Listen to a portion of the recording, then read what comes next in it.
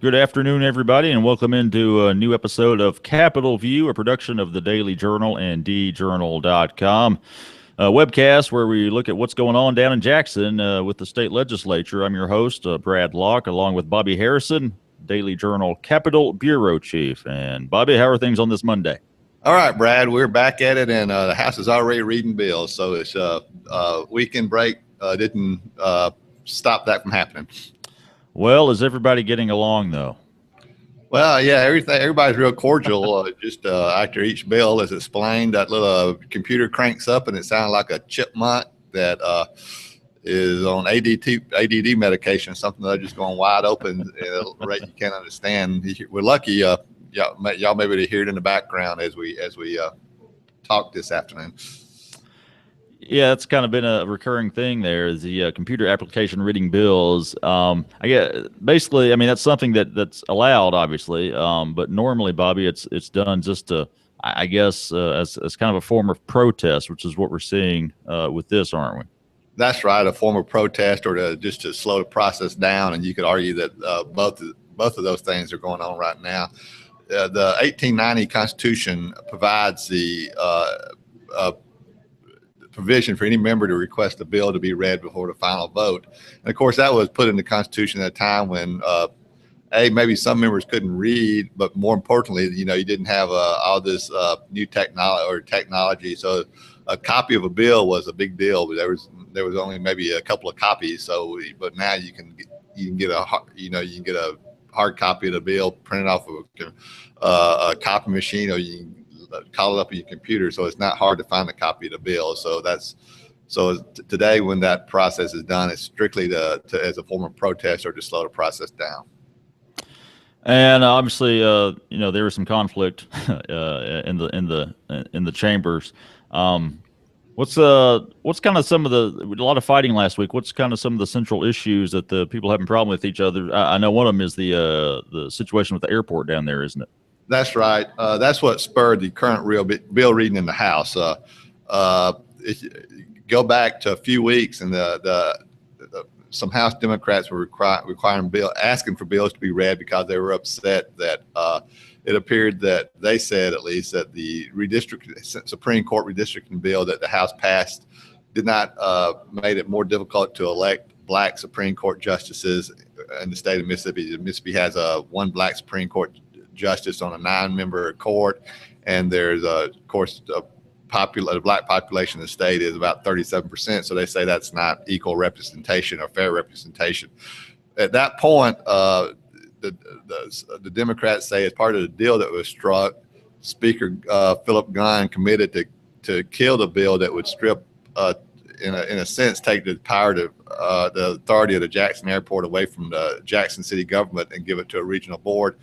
Democrats say in a private meeting he agreed to kill that bill. He says he didn't say that. At any rate, that bill was on the House calendar, appeared on the House calendar last week, and right after that bill appeared on the House calendar, Hinds County Democrats started asking that each bill be read, and that's kind of where we are today. Each bill is being read in the House, and it's as you said, it's done by the computer reading application and have it on full blast, so you can't understand a word being said. But after each bill is explained before the vote is taken, the bill is read aloud. You mentioned Philip Gunn, the House Speaker. He ruffled some feathers last week. I mean, he made a ruling and said that nobody could appeal it to the full membership. Is that something that he's allowed to do? Some people say not. And B, why did he make that move?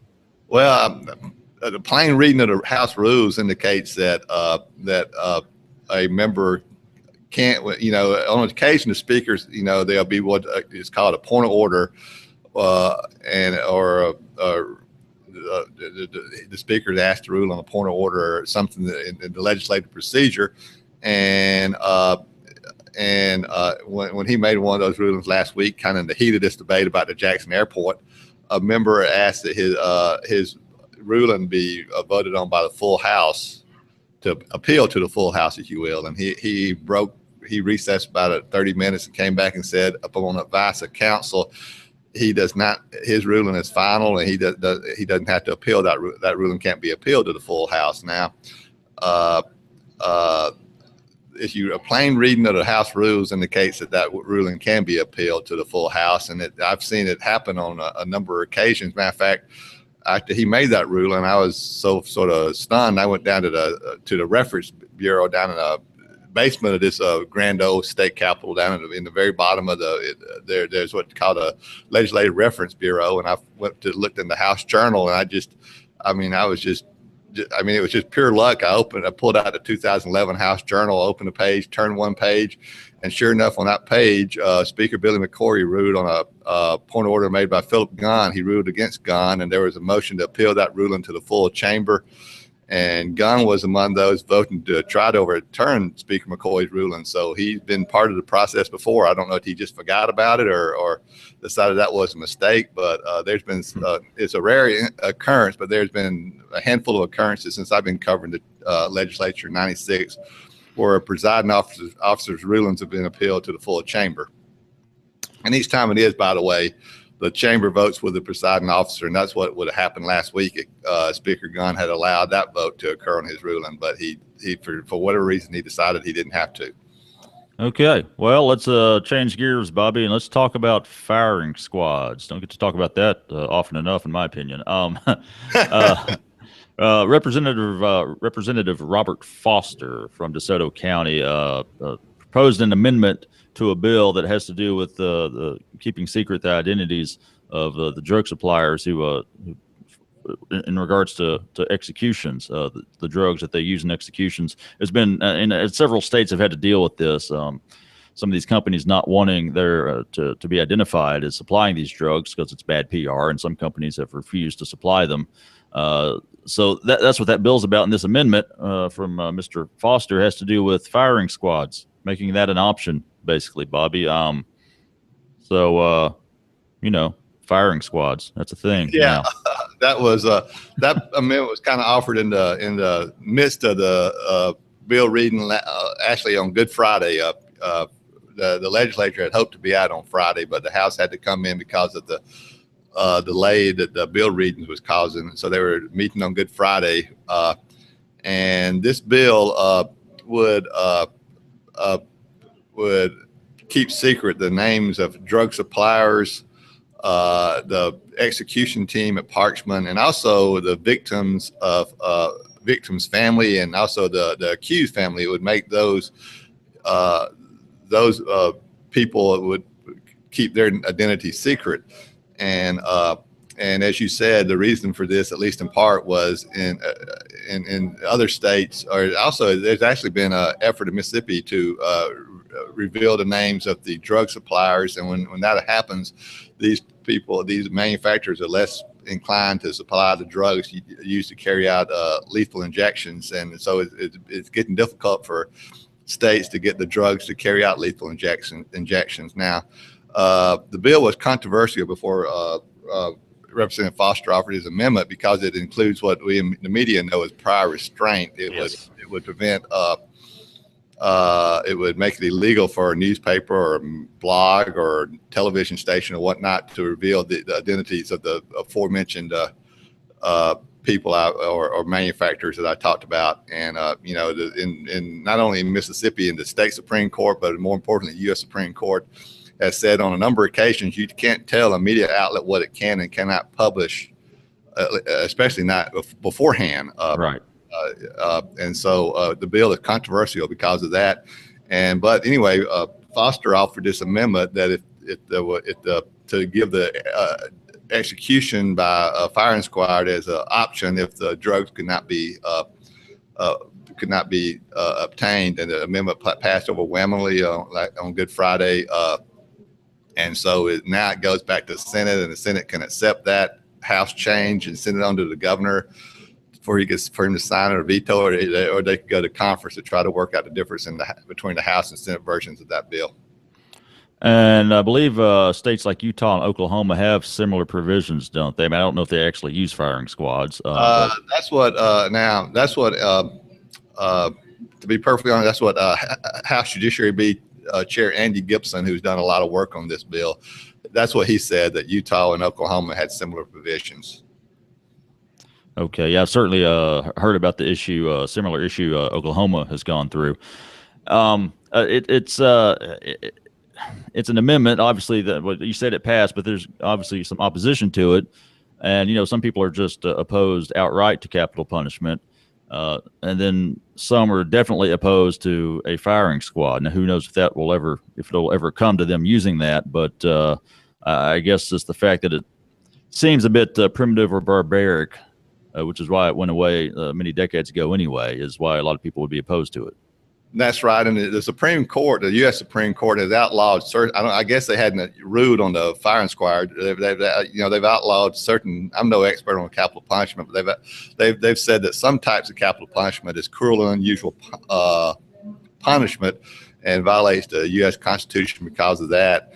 And so I would assume that if there was at some point in time, if firing squads did become sort of in vogue, that there'd be a appeal of that to the U.S. Supreme Court, and the Supreme Court ruled on whether that was cruel or unusual punishment or was appropriate punishment in the United States. So that would be an issue that I'm sure would be litigated in the courts for a long time if this does become law, and firing squads do become a sort of a common use in Mississippi or in the United States. Yeah, yeah. Okay, well, looking ahead to the rest of the week, Bobby, what can we expect? We got a deadline of sorts coming up on Wednesday, don't we? That's right. The House came in early for a Monday. They started debating bills at 1 o'clock this afternoon. The Senate's just coming in. I guess, well, they've been in for about 15 minutes now.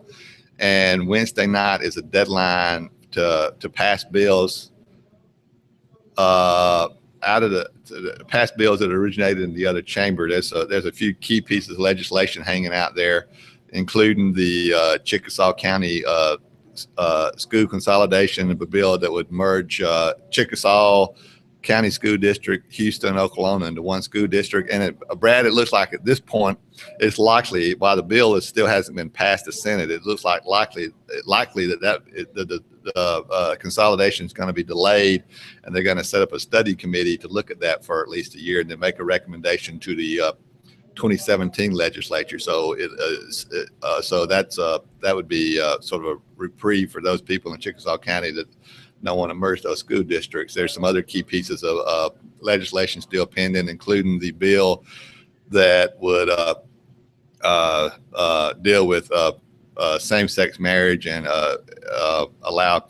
make it legal for a circuit clerk or a clerk, and another employee in a circuit clerk's office did not want to issue a marriage license to a gay couple that would give them the right to refuse to issue that marriage license, or a judge or whomever to actually perform the ceremony. So that's a controversial bill that's pending in the Senate, and there's 3 or 4 other measures. There's a lot of bills on the calendar of the House and Senate that had to be passed by Wednesday night, but those are some of the key ones. And with the bill reading going on in the House, they could run up against that deadline. But right now, they're actually moving pretty smoothly despite the bill reading. All right, Bobby, let's do now the final and regular segment we do every week. 3 things from that's going on down there. Most impactful legislation, most impactful lawmaker, and strangest occurrence of the week. So let's start with the most impactful legislation from this past week in Jackson. Well, I'm going to say that while it doesn't really affect Northeast Mississippi, the Jackson Airport bill is an interesting bill in the sense that this has kind of gotten caught up. Jackson is predominantly a black majority city now, governed by a black city government that represents the demographics of the city. But if there were anywhere in the state, if there was an effort to take away an airport or that had been governed by a city or a county since the 1960s, to take that authority away and give it to a regional board, I think it would create conflict. And that's really what's going on with this legislation. You can say a regional board makes sense since it's considered, it's Mississippi's biggest airport. But from the perspective of the folks in Jackson, this is, this airport that that the city of Jackson started in the early 60s and had the foresight to do. So that's I think that would create a controversy if it was a Tupelo airport and that was going on. So that's an impactful piece of legislation that kind of put a wrench in the process, and also is an interesting issue to think about in terms when you think about it being your community where that's going on. Certainly. Most impactful lawmaker. Well, freshman from Oxford, Jay Hughes, a Democrat. He's kind of hit the ground running, creating waves from the very beginning. And last week, he actually filed a lawsuit to try to force the speaker to slow down the reading of the bills to a level that was comprehensible. And he prevailed in lower court, but the Supreme Court overturned his the lower court's ruling, and so the speaker was able to start reading the bills at warp speed again. But Hughes is for about half a day he had the bills being read at a level that was that you could understand. Yeah. Yes. And so he just from the very beginning, he's been very active, and so I'm going to throw a vote Jay Hughes' way today. And finally, a strangest occurrence from this past week. Well, just the fact when they came in Wednesday morning, House and Senate both, to start working on the calendars in the full chambers, the stuff that had passed out of committee on that Tuesday deadline, and they came in the next morning to start taking all those bills up on the full House and Senate.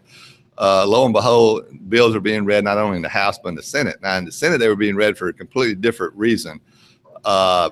And it was, but it was strange. I don't think I've ever seen. Well, I know I had never seen an instance where bills were being read at the same time in both the House and the Senate. And it was interesting in the House, you had the reading machine on full blast. You couldn't understand it. The Senate, they were being read at a level you could understand, and it was just going. Even though the bills were being read, it was going a lot more. It was going much smoother. Yeah. And by Thursday afternoon, Lieutenant Governor Tate Reeves had convinced the people who were having the bills read to stop, and they were able to get through. And then in the Senate, in the House, the bill reading continued until Friday, and it's still continuing today. And that's why the Senate was off on Friday, while the House was working on Good Friday.